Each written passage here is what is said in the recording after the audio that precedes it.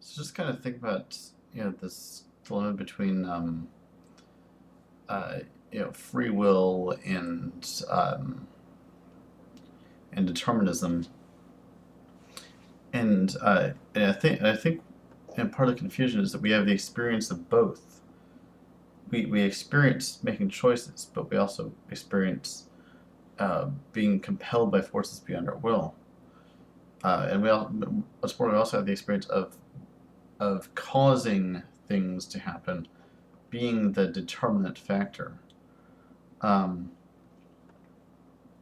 and I think another thing that screws people up on this whole issue is this is the subconscious.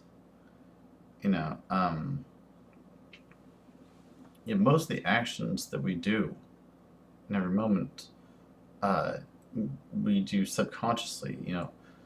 Um, most of our body movements we're not aware of. As I'm speaking to you, I'm not consciously trying to think about the individual sounds that my mouth has to produce. I'm just thinking about the thoughts, and they're flowing from me automatically because of this language that's been instilled in me since I was, since I was an infant. Um, but I think what we need to understand is that is how the subconscious and the conscious interact. We can understand a bit how free will and determinism interact. Um, say you're learning to ride a bike. You know, first you're going to think about how to stabilize and how to hold the handlebars and stay balanced, and how to turn, how to turn the wheel and put your weight into it, and how to use your feet on the pedals, and so you're kind of consciously thinking about that, and you're just trying to get the hang of how to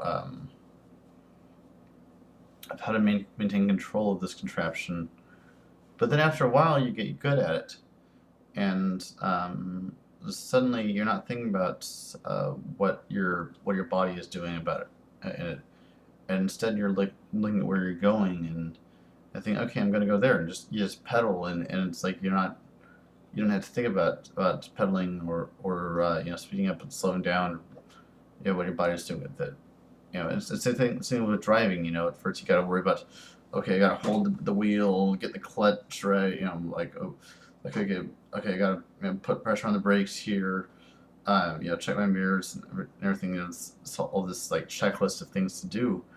It just comes automatically to you after a while, and then suddenly you're able to look at, think more about um, where you're going on the road, and actually like trying to the driving becomes automatic for you. And so what was once a conscious decision, something you had to think deeply about, becomes automatic for you.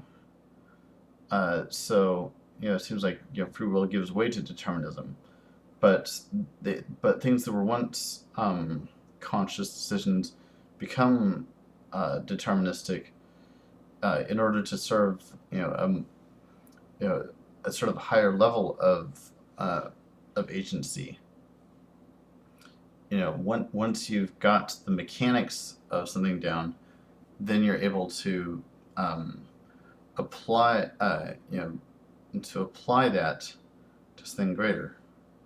Once you've learned all the scales on a guitar, then you're able to actually like think about about like what you want to play, and how to just uh, you know go into that solo, and get that nailed right. So um, it's like the agency or the free will of one moment uh, sacrifices some of its autonomy to create a higher level of agency um, that transcends itself. And yeah, I think that we can actually apply that using a kind of pan experientialist approach all the way down to subatomic particles. I mean, you look at quantum mechanics. You look at the behavior of an electron, and it's wild. It's everywhere at once. It's like, but yeah, and it seems to know when it's being looked at. So there does seem to be some kind of free will to subatomic particles.